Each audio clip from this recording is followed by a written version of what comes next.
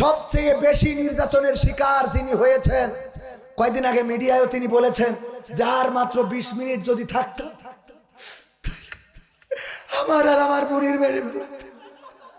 ঠিক না ভাই? ঠিক দেখেছেন না দেখেন নাই? এই হলো নির্যাতিত হয়েছে 1 নম্বর ব্যক্তি। আর আমি বলেছি উনি হলো এই বাংলাদেশে 1 নম্বর ইমানদার। প্রমাণ নেবেন? তার পরিবার এসেছিল এই দেশে ইসলাম প্রচারের জন্য। কি প্রচারের জন্য? ইসলাম প্রচারের জন্য ইরাক থেকে এসেছিল সেই পরিবারের সন্তান, এবং সকালবেলা আগে উঠে যায় নামাজ খোঁজে, তারপরে ফজরের নামাজ আদায় করে, তারপরে কোরআন পড়ে দিনে শুরু করে, যা অনেক জামাত নেতা কর্মীরাও ঠিক মতো করেন। তাহলে 1 নম্বর ইমানদার না? 360টি মসজিদ বানাই দিলে এত সুন্দর করি। এই ইমানদারের আমরা এই দেশে মাত্র 20 মিনিট টাইম দিলে তেজ মেরে দিত। কথা কয় না? মাত্র 20 মিনিট যদি টাইম পাইতো, তাহলে 1 নম্বর নির্যাতিত হইল কিডা? শেখ হাসিনা 1 নম্বর ইমানদার। 2 নম্বর ইমানদার দরবেশ বাবা। দাড়ি দেখলি মনে হয় মরহুম মতিউর রহমান নিজামী রহিমাউল্লাহ আবার চলে এসেছে। ঠিক না ভাই? ঠিক। কি দাড়ি উনার! আর এখন ডাক্তার শফিকুর রহমানের এক স্টেজে দিলি শফিকুর রহমানের কথা শুনবে না, উনার কথা শুনবে। এই দাড়িওয়ালা সে দাড়িটাই রাখতে পারলো না, আবার নৌকায় চড়ি বসলো। 5 তারিখে যেটা আমি বললাম, তোর মাথায় এতটুকু বুদ্ধি নেই, যেটা 5 তারিখে ডুবে গেছো তো চড়লে কি বুঝলি? ওই সময় তো তোর উচিত ছিল অন্য কোনো একটা ধান খেতে যেই থাকা। আছে না?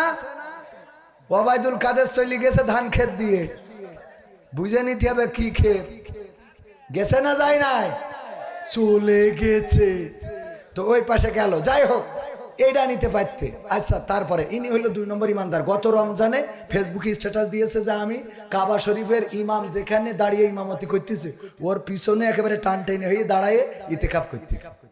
তাহলে কত বড় ইমানদার! 3 নম্বর ইমানদার ছিল হযরত শামীম ওসমান হাফিজাহুল্লাহ। এই আল্লাহর ওলি এমন কোন রাত নেই 80-90 রাকাত তাহাজ্জুদ না পড়ি ঘুমায়। ঠিক না বে? ঠিক। সেও নির্যাতিত হয়েছে না হয় নাই? সে সংখ্যালঘু না সংখ্যাগরিষ্ঠ? সংখ্যাগরিষ্ঠ। কি গরিষ্ঠ? মুসলমান না? তাহাজ্জুদ পড়ে মানে মুসলমান, মানে কি? মুসলমানের আব্বা। ঠিক না বে? ঠিক।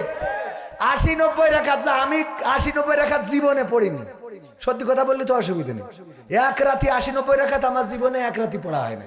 আর সে না পড়ি কোনোদিন ঘুমায় না। তাহলে কত বড় পরহেজগার আল্লাহওয়ালা! এইটার বুরকা পরে এই দেশে তাড়াইছে, তাহলে সে সংখ্যালঘু না সংখ্যাগরিষ্ঠ?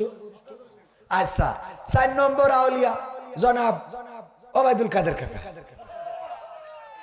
যেখানে সেখানে যেত আর বলতো খেলা হবে। ঠিক না বে? ঠিক। তার একটা কনফিডেন্স ছিল, বলে কি, মানুষ বাঁচে কয়দিন, 16 বছর তো হয়েই গেল। ঠিক না বে? ঠিক। তার মানে তার কাছে ওই আসতো যে 41 সালের আগে ক্ষমতা ছাড়ার লাগবে না, তাই তো? তো এই লোকটা কত বড় কনফিডেন্স, কত বড় আল্লাহ! আমরা কিছু বলতে গেলেও বলি ইনশাআল্লাহ। ঠিক কিনা? খালেদা জিয়া বলে ইনশাআল্লাহ, বলে তো কোনো কথা বলতে গেলে ইনশাআল্লাহ। কারণ কি? আলহামদুলিল্লাহ। উনারা কিন্তু বিসমিল্লাহ দিয়ে শুরু করে। বাংলাদেশ জাতীয়তাবাদী দল রাষ্ট্রপতি জিয়াউর রহমান সংবিধানে বিসমিল্লাহ অন্তর্ভুক্ত করেছিল, জানেন কিনা আপনারা? সুতরাং ইসলামী পক্ষের জাতীয়তাবাদী শক্তি। তো যাই হোক, একটু সহনশীল, এবং এই সহনশীলতা রাখতে হবে। এই সহনশীলতা না রাখলে কিন্তু দাদার দেশেও জায়গা হবে। ঠিক না বে? ঠিক। তাইলে 3 নম্বর, 4 নম্বর গেল। 5 নম্বর আউলিয়া হযরত মানিক কালামানিক। কালামানিক হাফিজাহুল্লাহ। এ চিন্তা করলো, এতদিন তো টেলিভিশনে টুপির বিরুদ্ধে কথা বললাম, দাড়ির বিরুদ্ধে কথা বললাম, পাঞ্জাবির বিরুদ্ধে কথা বললাম, আর নয় বরং এখন টুপি মাথায় দিই, দাড়িটাও ছেড়ে দিই। দিয়ে উনি চিন্তা করলো ঘর বাড়ি সব ছেড়ে কলা বাগানে শুয়ে থাকলো। কলা পাতা নিয়ে বাগানের মধ্যে শুয়ে রয়েছে। বাঙালি এত বেরসিক, ওরে ধরিছে তো ধরিছে, আবার সেই বিসি খুলি না। কত বড় বেরসিক, চিন্তা করা যায়। ঠিক না বে? ঠিক। এই গেল আউলিয়া। সে সংখ্যালঘু না সংখ্যাগরিষ্ঠ? সংখ্যাগরিষ্ঠ। এরপরে ব্যারিস্টার সুমন, আরাফাত, ইনু, মেনন, দীপুমণি, তারপরে আরো এই জাতীয় প্রায় পলক, কয়েক ডজন নেতা। এসব তো একটাও হিন্দু আছে এর মধ্যে? আছে একটাও তো নাই। তাইলে দাদারা বলছে যে সংখ্যালঘু নির্যাতিত হচ্ছে।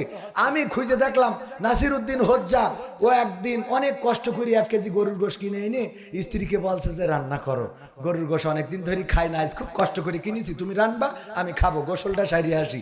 গোসল করতে গেছে, এদিকে রান্না বান্না করিয়ে, ওর স্ত্রীও তো অনেকদিন ধরে গরুর গোশ খায় না, যেহেতু স্বামী কেনে নাই তাহলে স্ত্রীও খায় নাই। তখনকার সময় মানুষ কিন্তু 1 কেজি চাউলের ভাত খাওয়া কোনো ব্যাপার ছিল না, এরকম ছিল না।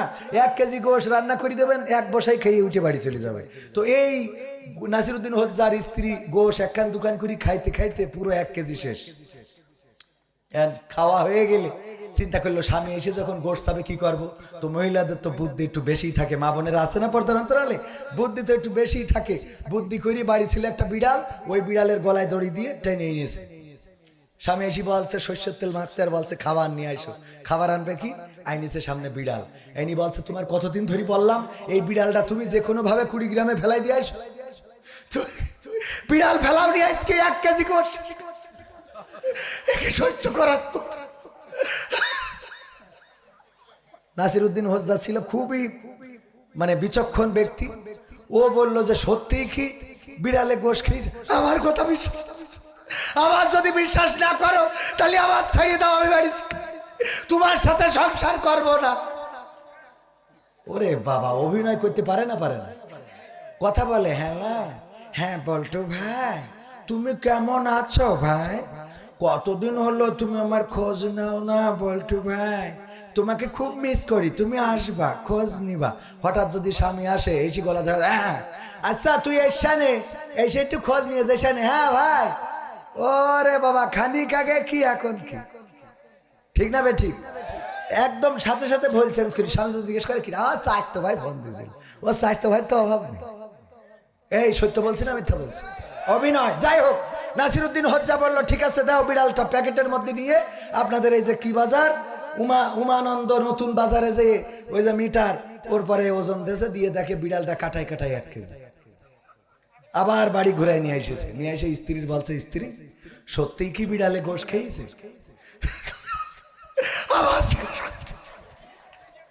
আল্লাহ আবার কার সাথে বিয়ে দিয়েছে, আমার আব্বার আমি আজ ফোন দিয়ে বলবো আমার জন্য নিয়ে যাও। এত অবিশ্বাস করো তুমি আমার। বলছে আমি তো অবিশ্বাস করছি না, তুমি খামাকা খামাকা কাইন্তি চাও। আমার কথা হলো এই বিড়াল ওজন দিলাম উমানন্দ বাজারে, যে বিড়ালটা কাটায় কাটায় 1 কেজি। আমার দুঃখ হলো এই যদি সেই বিড়াল হয় তাহলে আমার সেই গোশত কই, আর এইটা যদি সেই গোশত হয় তা সে বিড়ালটা কই, বুঝেননি? আমি ওজন দিয়ে তো হিসাব মিলাইতে পারতেছি না। তো সংখ্যালঘু নির্যাতিত হচ্ছে, আর আমরা খুঁজে দেখলাম সব 1 নম্বর আউলিয়া। তো সংখ্যালঘু যদি উরা হয় তাহলে মুসলমান কো, আর উরা যদি মুসলমান হয় তাহলে সংখ্যালঘু যে নির্যাতন হচ্ছে সেই সংখ্যালঘু গুলো কো, কথা কয় না। আমার কথা বুঝেছেন কিনা? যদি সংখ্যালঘু নির্যাতিত হয় তা আমরা তো দেখছি সব পীর ওলিয়া উলিয়া, আল্লাহর পীর ওলিয়া উলিয়ার পর্যায়ে পৌঁছে গেছে তারা।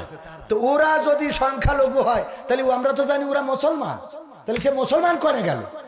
আর ওরা যদি মুসলমান হয় তাহলে হিন্দু ইরা যে বলছে সংখ্যালঘু নির্যাতিত, সে তারা কই?